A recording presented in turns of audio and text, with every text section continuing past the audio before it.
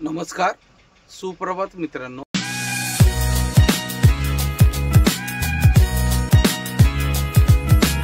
आजच्या नवीन ब्लॉग मध्ये तुम्हा सर्वांचं स्वागत. सकाळचे 9 वाजलेत मित्रांनो. गाडी आपल्या पॉइंटला लावली आणि खाली करायचं पण चालू झालं. बरोबर 9 वाजता आम्हाला लोकांनी चालू केली गाडी खाली करायला. आता किती वाजवता ते नाही माहिती, पण माझा अंदाज आहे 12 वाजेच्या आत तर खाली व्हायला पाहिजे. जरा लवकर खाली झाली तर चिकमंगळूरला जाऊन टायरचं वगैरे काम करता येईल. आणि दुसरी गोष्ट म्हणजे पप्पूची गाडीला आज पण मालाचं लोडिंगचं काय भेटलं नाही.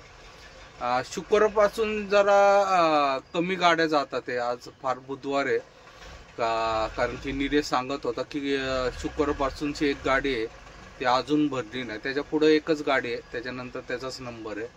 आता आपण गेलो तर आपला 6वा 7वा नंबर लागल. पण आता बघूयात काय होतं. काय कधी एवढं स्लो नसतं, 1-2 गाड्या तरी जास्त असतात. पण यावेळेस काय माहिती काय झालं. मध्ये उरूस पण होता बहुतेक, तिथे जत्रा होती सोमवारी, त्याच्यामुळं पण असू शकतं. बघूयात आता, तिथं जायलाच लागेल कारण की टायरचं वगैरे काम करायचं आपल्याला.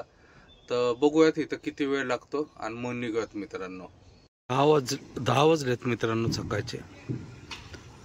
अनलोडिंग चालू आहे आपलं. समोर सिक्युरिटी केबिन आहे, तिथं आतमध्ये त्यांचं ऑफिस आहे, इथं दिसतं ते.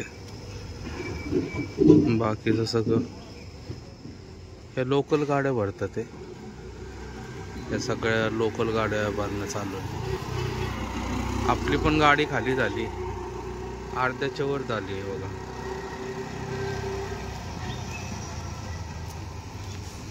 आता बादल्या आहेत फक्त, त्यामुळं बादल्या होतील लवकर.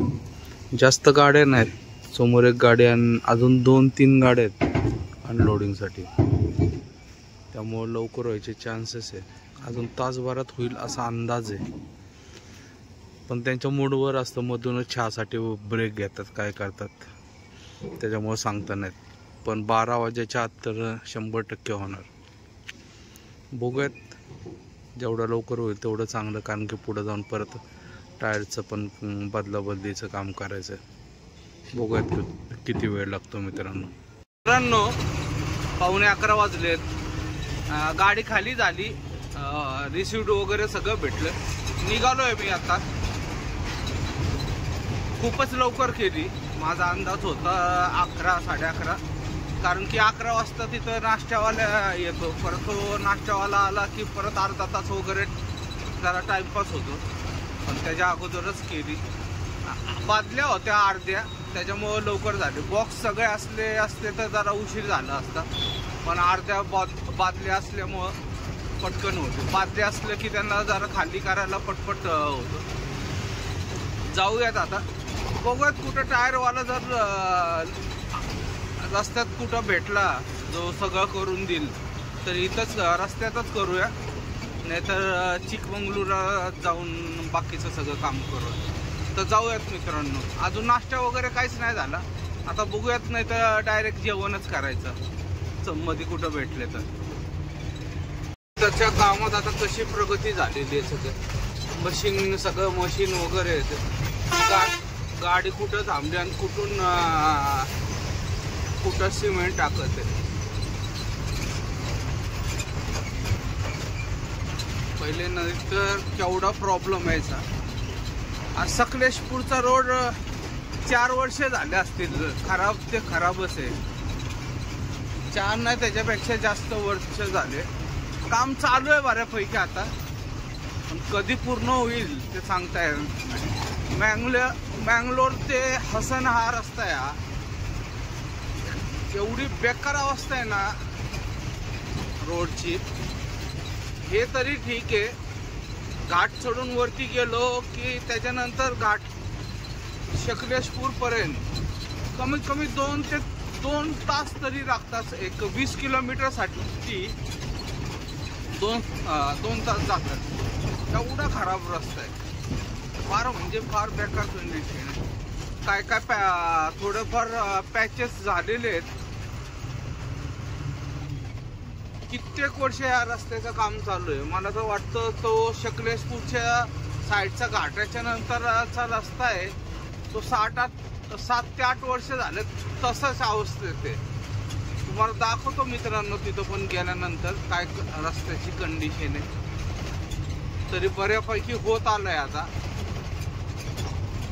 घाटात सगळा चांगला आहे रस्ता. घाटात सिमेंट कॉन्क्रीटचा रस्ता आहे, तो सगळा परफेक्ट आहे. पण घाट जसा संपला तसा एकदम बेकार अवस्था. अजून जेवण नाश्ता काहीच नाही केलं तर भयानक लागलेली.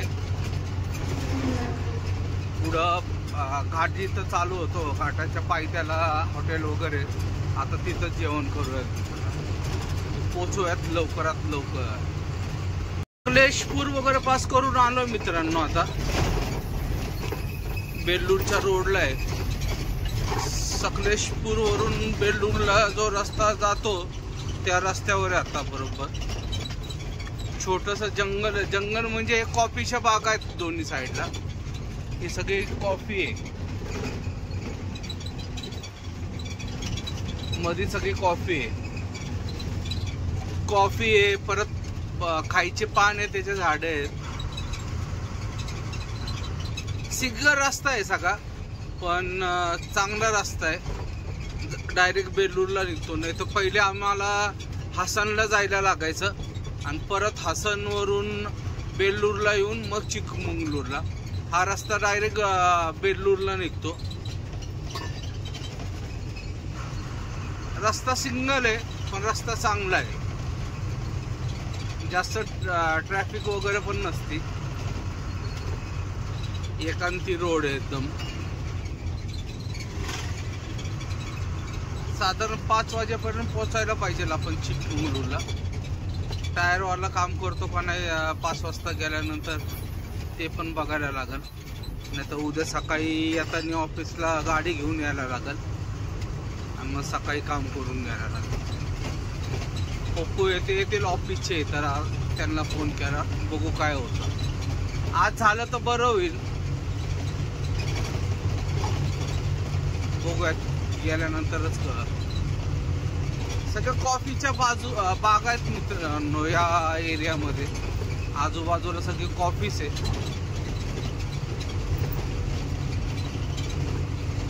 हत्ती पण आहेत या रस्त्याला मध्ये. फॉरेस्टवाले कधी कधी चेकिंगला थांबलेले असतात पुढं.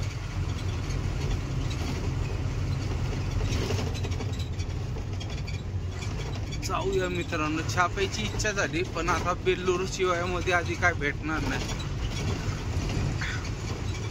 तर डायरेक्ट चिकमंगळूरला गेलाय छापिव्यात.